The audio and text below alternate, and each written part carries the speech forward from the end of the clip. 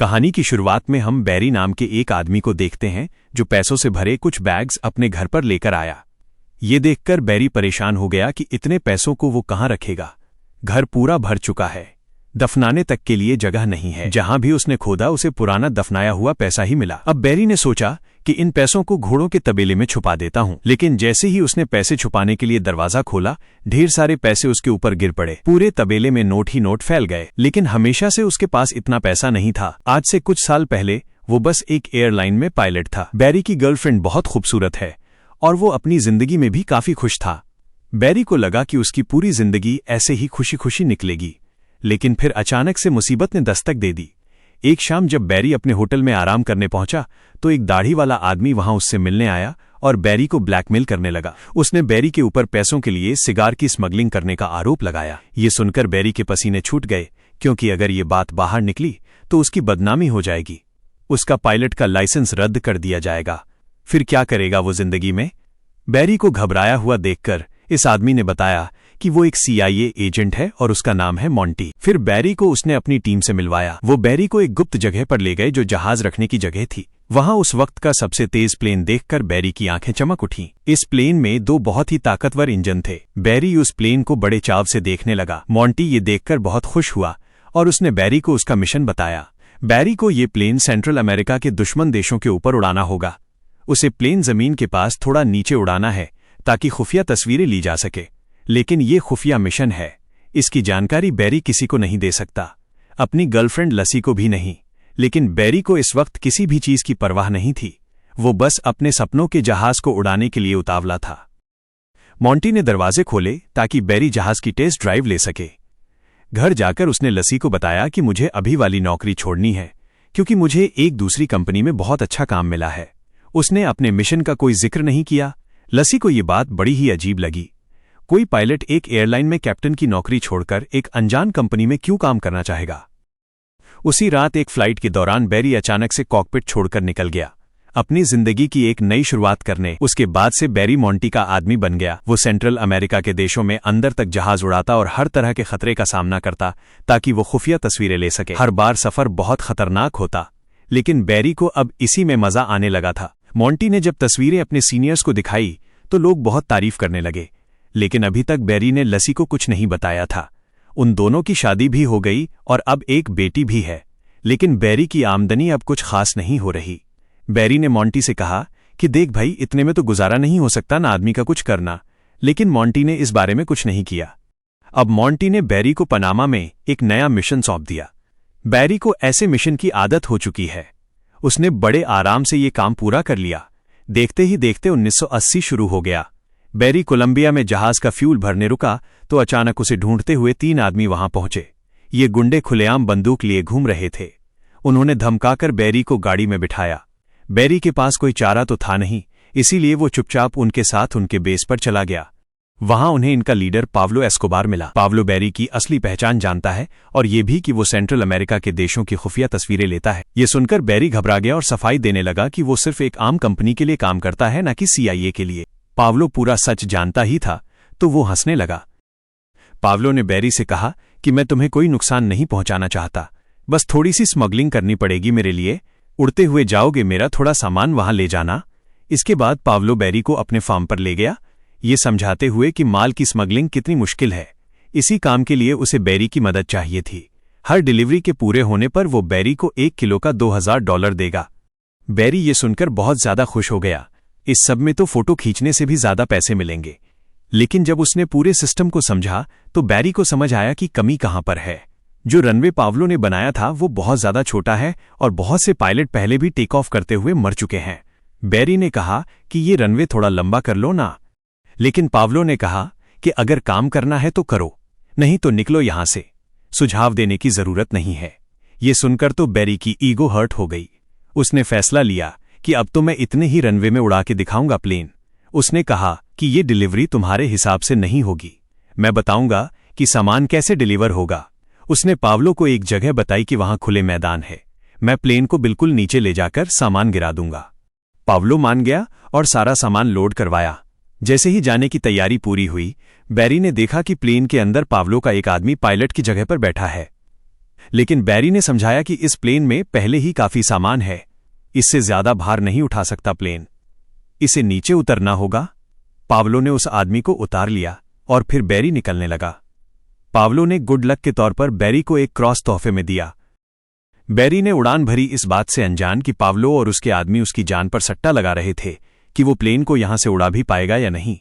बैरी ने पूरी समझदारी से टेक ऑफ किया, लेकिन सामान भारी होने की वजह से प्लेन एक बार को तो नीचे आ गया था, लेकिन फिर वो दोबारा से उड़ाते हुए पेड़ों के बीच से उसे ले गया। लेकिन फिर वो जैसे ही यूएसए की एयरस्पेस में पहुंचा, वो मिलिट्री के रडार में आ गया। इस बात से अनजान बैरी जल्दी ही उस पॉइंट की तरफ बढ़ने लगा जहां उसे सामान छोड़ना है। बैरी ने ऑटो पायलट दबाया, नीचे का हैच खोला और सामान नीचे गिरा दिया। इसी के साथ बैरी की डिलीवरी पूरी हो गई थी। अगली बार जब बैरी कोलंबिया आया तो पावलो और उसके भाइयों ने उसके लिए वेलकम पार्टी रखी और बैरी को उसका कमाया पैसों से भरा बैग दिया। लेकिन इससे पहले बैरी अपनी खुशी मना पाता, कुछ फौजी वहां पर आ गए और पावलो के बंगले को घेर लिया। पावलो ने बैरी से कहा कि तुम अंदर ही रहना, और वो खुद हालात संभालने के लिए बाहर निकल गया। लेकिन बैरी कभी यूं धुआंधार गोलीबारी के बीच नहीं आया था और उसकी घबराहट बढ़ती जा रही थी। बैरी ने पैसे उठाए और पावलो और उसके आदमियों को ढूंढने बाहर निकल गया। लेकिन बैरी को फौज के आदमियों ने पकड़ लिया और बाकी सबको भी। कुछ दिन बाद पावलो और उसके आदमियों को तो बेकसूर कहकर छोड़ दिया गया और सिर्फ बैरी जेल में रह गया। जब बैरी वहां पर बंद बहुत परेशान हो रहा था, तभी अचानक मोंटी वहां आया। बैरी के मुंह पर कई नील पड़े थे और 2 दांत भी टूट चुके थे। लेकिन मोंटी ने बताया कि तुम्हारे ऊपर ड्रग स्मगलिंग का आरोप लगा है और कल सुबह 6 बजे पुलिस तुम्हारे घर की तलाशी लेगी। ये सुनकर बैरी को बहुत दुख हुआ। वो अपने परिवार को इस सब में नहीं घसीटना चाहता था। उसने लगातार मोंटी से मदद की भीख मांगी। बैरी समझ ही नहीं पाया कि वो मोंटी के जाल में फंसता जा रहा है। मोंटी ने कहा कि हाँ, मैं तुम्हारी मदद कर सकता हूं, लेकिन तुम्हें भी बदले में कुछ करना होगा। हाल ही में वहीं पास के एक देश में सरकार बदल गई है और उस प्रेसिडेंट का बहुत से लोग विरोध कर रहे हैं। यूएस की सरकार चाहती है कि उस देश में सरकार का विरोध करने वालों को हम पैसा और हथियार भेजें, लेकिन किसी को पता न चले कि हमने भेजे हैं। अमेरिका का नाम नहीं आना चाहिए कहीं पर, और इस काम को करने का जिम्मा मोंटी के ऊपर ही आया था। और अब तो मोंटी के पास एक काबिल पायलट भी है।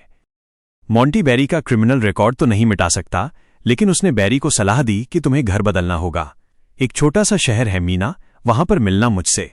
बैरी के पास कोई रास्ता तो था नहीं, इसीलिए उसने घर पहुंचकर लसी और अपनी बेटी को उठाया और कहा कि जल्दी से बैग पैक करो, हम जल्द ही यहां से निकलेंगे। बैरी की इस हरकत से लसी को शक हुआ। लसी ने बार बार पूछा कि हो क्या रहा है ये सब, लेकिन बैरी कुछ भी समझाने की हालत में नहीं था। उसने लसी से कहा कि मुझ पर भरोसा रखो। सुबह होते ही पूरा परिवार सारा सामान बांधकर उस जगह से निकल गया। वो तीनों अब उस छोटे से शहर मीना में पहुंचे जहां पर सिर्फ 2000 लोग रहते थे। वो लोग एक टूटे फूटे घर पर पहुंचे जहां मोंटी ने उनके रहने का इंतजाम किया हुआ था। अभी बैरी वहां पहुंचा ही था कि तभी उसने देखा कि मोंटी भी वहां पहुंच चुका है और बैरी उससे मिलने बाहर गया। मोंटी ने बैरी को एक सरप्राइज दिया। वहां लगभग 2000 एकड़ का एक एयरपोर्ट था। मोंटी ने बैरी को ये तोहफे में दे दिया कि अब ये पूरी जगह तुम्हारी। बैरी को अपनी आंखों पर विश्वास नहीं हो रहा था। उसने अपने आसपास देखा, लेकिन उसे भरोसा ही नहीं हो रहा था कि ये सब कुछ उसका है। मोंटी ने एक लकड़ी का क्रेट खोला जिसके अंदर AK-47 भरी पड़ी थी और बैरी का काम है इन हथियारों को उस देश तक पहुंचाना। मोंटी ने बैरी को एक मैप दिया जिससे वहां जाना आसान रहेगा।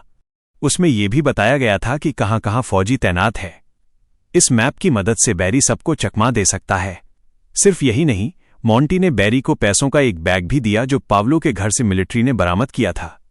अब बैरी के पास मोंटी को मना करने की कोई वजह नहीं थी। बैरी जानता था कि अब तो लसी को सब कुछ बताने का वक्त आ गया है। लसी बहुत गुस्से में थी क्योंकि वो उसे एक अच्छे शहर से 2000 लोगों के बीच गांव में ले आया है।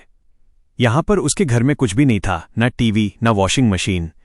लेकिन फिर बैरी ने उसे सच बताते हुए पैसों से भरा बैग थमा दिया। उसने कहा कि इससे आ जाएगी वॉशिंग मशीन। उसने इधर उधर नोट फेंक कर बताया कि इन पैसों से हम कुछ भी खरीद सकते हैं, जिसके बाद लसी एकदम शांत हो गई। अब साल 1981 में बैरी ने हथियारों का ट्रांसपोर्ट करना शुरू किया। हथियारों से भरा बैग लेकर अब बैरी निकारागुआ देश पहुंचा। बैरी को लगा कि ये लोग उसका स्वागत करेंगे, लेकिन वहां पहुंचकर पता चला कि इन लोगों को हथियारों में कोई दिलचस्पी नहीं है, बल्कि उन्होंने बैरी के चश्मे और जूते छीन लिए, जिससे बैरी को गुस्सा आ गया।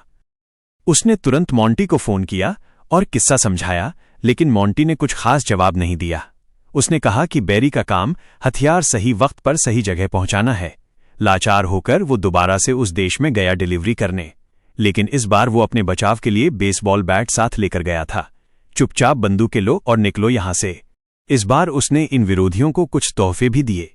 हैरानी तो उसे तब हुई जब पावलो और उसके 2 भाई भी उस जगह आ गए, पर वो यहां लड़ने नहीं आए थे, बल्कि उन्होंने बताया कि ये विरोधियों का ढोंग हमने ही रचा है ताकि अमेरिका की मदद ले सकें। अब पावलो ने दोबारा बैरी को पिछली बार की तरह स्मगलिंग करने के लिए कहा ताकि अवैध सामान की डिलीवरी यूएसए में की जा सके। क्योंकि बैरी के पास अब जबरदस्त मैप है जो उसे मॉन्टी ने दिया था, उसने ये करने से मना नहीं किया, क्योंकि मैप के जरिए पकड़े जाने की संभावना बहुत कम थी। अब अगले कुछ दिनों तक बैरी एक मेहनती आदमी की तरह हथियार निकारागुआ तक पहुंचाता रहा और फिर अवैध सामान की डिलीवरी वहां से अमेरिका में कर देता। वो जितना काम करता गया उतने पैसे आते रहे। अब ये काम बड़ा होता चला गया और बैरी ने 4 और पायलट्स को काम पर रखा ताकि जल्दी जल्दी ज्यादा काम हो सके। जब बैरी ढेर सारा पैसा कमाने लगा तभी सीआईए ने एक कदम उठाया। अब वो सिर्फ हथियारों की डिलीवरी नहीं करवाना चाहते थे, बल्कि वो चाहते थे कि विरोधियों को यूएस में लाकर उन्हें ट्रेनिंग दी जाए ताकि फिर वो वापस जाकर अपने देश में सरकार का तख्ता पलट कर दें। अब बैरी ने पूछा कि कहां पे दोगे ट्रेनिंग, कहां छोड़ना है उनको? तो मॉन्टी ने कहा कि 2000 एकड़ का एयरपोर्ट दिया तुझे, थोड़ी जगह तो दे दे भाई। खैर, इस सब से बैरी को कुछ खास फर्क नहीं पड़ा। अब लेकिन जैसा सीआईए चाहती थी वैसा हुआ नहीं। अपने देश में गरीबी और भुखमरी से परेशान ये विरोधी जैसे ही यूएसए की जमीन पर पहुंचे वो वहां से भाग जाते थे। बैरी को इस सब से कोई फर्क नहीं पड़ता था, लेकिन फिर जल्द ही उसके सामने एक बड़ी परेशानी आई। बैरी के पास बहुत सारा पैसा था, पर अब वो सारा पैसा बैंक में तो जमा कर नहीं सकता, इसीलिए उसने बहुत कम हिस्सा बैंक में जमा किया और बाकी पैसे आराम की जिंदगी जीने के लिए इस्तेमाल करने लगा। उसने पूरे शहर को बेसबॉल की टिकट्स तोहफे में दे दी। उसने लसी के लिए एक नई कार खरीदी और पूरे घर को रेनोवेट कर दिया, लेकिन वो जितना खर्चा करता उससे 2 गुना पैसा उसके पास आ रहा था। अब बैरी ने अपना पैसा छुपाने के लिए बहुत सी कंपनियां शुरू कर दी और शहर के लोगों को बिना मतलब के नौकरियों पर लगा दिया। उसके घर के हर एक कोने में पैसा छुपाकर रखा हुआ था, यहां तक कि थोड़ा पैसा घर के पीछे दफना दिया। बैरी बहुत ही बढ़िया जिंदगी जी रहा था, लेकिन फिर एक दिन लसी का नालायक भाई उनसे मिलने आया और बैरी से कुछ पैसे मांगने लगा। बैरी ने मना नहीं किया, वो जल्द से जल्द उससे छुटकारा पाना चाहता था, लेकिन लसी चाहती थी कि बैरी उसे कोई नौकरी दे दे। वो उसके भाई जेबी को प्लेन के हैंगर में ले गया, जहां उसे साफ सफाई के काम पर लगा दिया। अब कहानी उसी जगह पहुंच गई जहां से शुरुआत हुई थी। बैरी अपने घर पर नोट छुपा रहा था। वो तबेले में फैल चुके नोटों को हटा ही रहा था कि तभी उसने जेबी को वहां आते देखा, एक नई गाड़ी और अपनी गर्लफ्रेंड के साथ। लूसी गुस्से में आ गई जब उसे पता चला कि उसका भाई पैसे चुरा के इधर उधर घूम रहा है। बैरी ने उससे पूछा कि पैसे कहां से आए। जेबी ने कहा कि सफाई करते हुए मुझे एक बैग मिला जो पैसों से पूरी तरह भरा हुआ था, मैंने उसी पैसे से ये गाड़ी खरीदी है। बैरी को गुस्सा तो बहुत आया, पर उसे समझ नहीं आया कि करें तो करें क्या। उसके बाद से बैरी बहुत ही लापरवाह होता गया। लगभग 2 साल बाद पुलिस की नजर बैरी के ऊपर पड़ी। बैरी को पकड़ने के लिए डीईए ने एक जाल बिछाया। बैरी जहाजों के बारे में सब कुछ जानता था। उसे पता था कि डीईए के जहाज तेज तो हैं, लेकिन उनकी रेंज ज्यादा नहीं होती।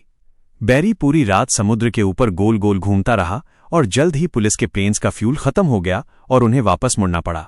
लेकिन बैरी के ऊपर अब सिर्फ डीईए ही नहीं, एफबीआई की भी नजर थी। जल्द ही एफबीआई के कुछ लोग मीना पहुंचे जांच करने। एफबीआई के एक एजेंट ने देखा कि वहां पर बैंक ही बैंक खुले हुए हैं और महंगी गाड़ियां सड़कों पर चल रही हैं। वो समझ ही नहीं पा रहे थे कि आखिर इस शहर के लोगों के पास इतना पैसा आ कहां से रहा है। एक और मिशन के दौरान बैरी अब बॉर्डर पेट्रोल की नजर में भी आ गया था। बॉर्डर पेट्रोल वालों ने बैरी के प्लेन जैसे ही 2 और प्लेन भेजे ताकि इस बार किसी भी हालत में बैरी पकड़ा जाए। बैरी ये देखकर गुस्से में नीचे की तरफ बढ़ने लगा और हाईवे के ऊपर ही प्लेन लैंड करने लगा। लैंड होते ही जब बैरी प्लेन से उतरा, उसने सड़क पर मौजूद बच्चों की तरफ थोड़े पैसे फेंके, उनकी साइकिल ली और वहां से गायब हो गया। अभी बैरी ने सांस भी नहीं ली थी कि तभी पावलो का फोन आ गया। डीईए पावलो के पीछे भी पड़ी थी। वो अब वहां से भागकर निकारागुआ आ गया था, जिसके बाद बैरी भी वहां के लिए निकल गया। जैसे ही बैरी गया, जेबी ने एक पैसों से भरा बैग उठाया और अपनी नई गाड़ी लेकर मौज मस्ती करने के लिए निकल गया। वो एक रेस्टोरेंट में घुस गया। वहां देखा कि पुलिस वाले खाना खा रहे हैं। डर कर जेबी अचानक भागा, लेकिन पुलिस वालों ने उसका पीछा करके उसे पकड़ लिया। इस वक्त बैरी पावलो से मीटिंग कर रहा था। जैसे ही लसी से इस पूरी घटना की खबर मिली, बैरी जल्द से जल्द वापस मीना पहुंचा। उसने शहर के सबसे महंगे वकील को बुलाया जेबी को छुड़वाने के लिए। लेकिन पावलो को शक हो गया कि कहीं जेबी ने पुलिस को सब कुछ बता तो नहीं दिया। पावलो ने बैरी से कहा कि मैं तुम्हारी मदद करूंगा इस सबको ठीक करने में। बैरी समझ गया कि अगर मामला इसने अपने हाथ में लिया तो खून खराबा होगा। बैरी ने बहुत मना करने की कोशिश की, लेकिन पावलो नहीं माना। इसके बाद बैरी जेबी से मिलने के लिए भागा। जैसे ही जेबी स्टेशन से निकला, बैरी ने उसे गाड़ी में बैठाया, एक पैकेज दिया जिसमें पूरी जिंदगी गुजारने के लिए पैसे हैं और एक पासपोर्ट के साथ साथ प्लेन की टिकट्स भी हैं। बैरी चाहता था कि जेबी देश छोड़कर चला जाए, लेकिन जेबी ने बैरी से कहा कि हर महीने पैसे पहुंचने चाहिए मेरे तक, वरना पुलिस को सब कुछ बता दूंगा मैं। अब बैरी बहुत गुस्से में आ गया और वो गाड़ी से उतरकर जेबी के पीछे दौड़ा, लेकिन तभी जेबी ने डरकर गाड़ी स्टार्ट की और वहां से भगाई। थोड़ी दूर जाते ही गाड़ी में जबरदस्त धमाका हुआ, जिसमें जेबी मारा गया। बैरी समझ गया था कि ये पावलो का काम है। वहीं सीआईए को पता चल गया कि जो हथियार निकारागुआ भेजे गए हैं वो ड्रग ट्रैफिकिंग करने वालों के हाथ लग गए हैं। अब सीआईए वालों को समझ आया कि इनको बुलाकर ट्रेनिंग देना बहुत बड़ी बेवकूफ़ी थी और मॉन्टी से ये सारा मिशन कैंसिल करने के लिए कहा। जब बैरी ने उन सबको वापस जाते देखा तो उसने मॉन्टी से पूछा कि अब क्या आगे कुछ काम नहीं दोगे, लेकिन मॉन्टी ने कोई जवाब नहीं दिया, बस कहा कि मेरे अगले इशारे का इंतजार करना। अब बैरी समझ गया कि वो बुरी तरह फंस चुका है और मॉन्टी को भी अब उसकी कोई जरूरत नहीं है। अगले ही दिन जब मॉन्टी ऑफिस पहुंचा, उसने कहा कि बैरी से जुड़े हुए सारे कागजात जला दो। वहीं बैरी ने अपनी पूरी टीम को तैयारी करके भागने के लिए कहा। जैसे ही बैरी और उसके साथी भागने की तैयारी कर रहे थे, तभी वहां डीईए, एटीएफ, एफबीआई, पुलिस हर कोई आ गया। जल्द ही उन्होंने उसे हिरासत में ले लिया और प्रोसिक्यूटर के ऑफिस में ले गए। इसी बीच बैरी उन सबको घूस देने की कोशिश कर रहा था, लेकिन तभी अचानक वकील को एक फोन आया। प्रोसिक्यूटर गुस्से में बाहर आई और बैरी की हथकड़ियां खोलने के लिए कहा। उस एक फोन ने बैरी को आजाद कर दिया। जैसे ही वो बाहर निकला, सूट में 2 आदमी उसे गाड़ी में बैठा कर ले गए। उसे वहां से डायरेक्ट एयरपोर्ट ले जाया गया और वहां से सीधा बैरी पहुंचा व्हाइट हाउस में। अब बैरी को प्रेसिडेंट से मिलना था।